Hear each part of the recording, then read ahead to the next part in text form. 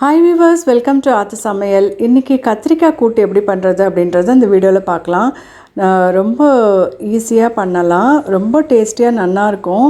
நிறைய பேர் கத்திரிக்காயில் அவ்வளோவா பண்ண மாட்டாங்க. ஆனால் இந்த மாதிரி நீங்கள் ட்ரை பண்ணி பாருங்கள். இது வித்தியாசமாக டேஸ்டியாக ரொம்ப நல்லாயிருக்கும். கத்திரிக்காவை தனியாக நீங்கள் வேக வச்சு கூட நீங்கள் பைத்தம்பருப்பு குக்கரில் வேக வச்சு எடுத்து மிக்ஸ் பண்ணி அரைச்சி விட்டிங்கன்னா கூட்டு ரெடி ஆகிடும். பட் இப்போ நான் என்ன பண்ணியிருக்கேன்னா, கத்திரிக்காய், கொஞ்சம் தக்காளி, ஒரே ஒரு பச்சை மிளகா, அப்புறம் பைத்தம்பருப்பு ஒரு 2 டேபிள் ஸ்பூன் போட்டு, கத்திரிக்காய் நான் ஒரு 5 பெரிய கத்திரிக்காய் எடுத்திருக்கேன். ஸோ பொடியாக நீங்கள் கட் பண்ணிக்கணும், ரொம்ப பெருசாக கட் பண்ணக்கூடாது. இந்த மாதிரி கட் பண்ணி எடுத்துருங்க. நான் குக்கரில் தான் நான் சாதத்தோட இதையும் தட்டில் வேக வச்சு இப்போ எடுத்துட்டேன். இப்போ பாருங்கள், இது நன்னா வெந்துருத்து.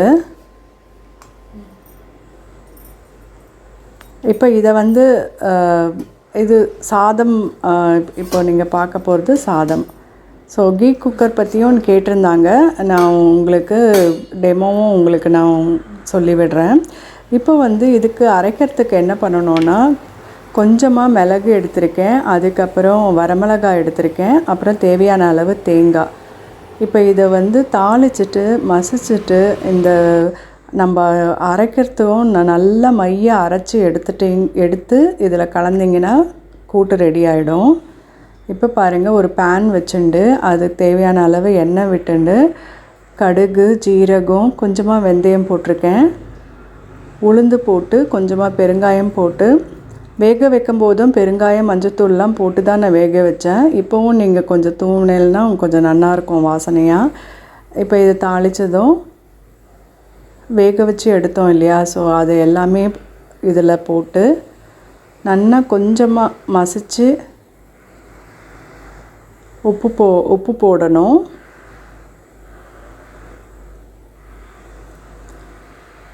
நான் வேக வைக்கும் போதே மஞ்சத்தூளும் பெருங்காயமும் போட்டதுனால இந்த கலர் உங்களுக்கு ரீட்டைன் ஆகிறது. ஸோ கரண்டி வச்சே நல்லா நீங்கள் இந்த மாதிரி மசித்து எடுத்துக்கலாம்.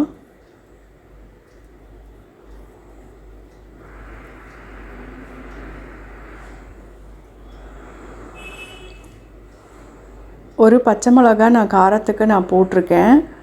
உங்களுக்கு காரம் ரொம்ப வேண்டான்னா நீங்கள் அதை அவாய்ட் பண்ணிக்கலாம். இப்போ அரைச்ச விழுது பாருங்கள், நல்லா மைய அரைக்கணும். இப்போ நல்லா அதை ஸ்மாஷ் பண்ணதுக்கப்புறம் இந்த மாதிரி இருக்குது. உங்களுக்கு தேவையான அளவு உப்பு, அரைச்சி விட்ட விழுது, இது எல்லாமே போட்டு இப்போ ஒரு 2-3 மினிட்ஸ் நீங்கள் கொதிக்க விட்டு எடுத்திங்கன்னா கத்திரிக்காய் கூட்டு ரெடி ஆகிடும். ஸோ இந்த அரைச்ச விழுது தான் கொஞ்சம் வித்தியாசமாக உங்களுக்கு இந்த டேஸ்ட்டும் உங்களுக்கு நல்லா கொடுக்கும். ஒரு தடவை இந்த மாதிரி நீங்கள் பண்ணி பாருங்கள். இதே மாதிரி ரெசிபீஸ், உங்களுக்கு ஈஸியான ரெசிபீஸ் நெக்ஸ்ட்டு வீடியோஸில் போஸ்ட் பண்ணுறேன். கண்டிப்பாக புதுசாக பார்க்குறவங்க சப்ஸ்கிரைப் பண்ணுங்கள். நெக்ஸ்ட் வீடியோவில் சந்திக்கிறேன். லைக் பண்ணுங்கள், ஷேர் பண்ணுங்கள். தேங்க்யூ.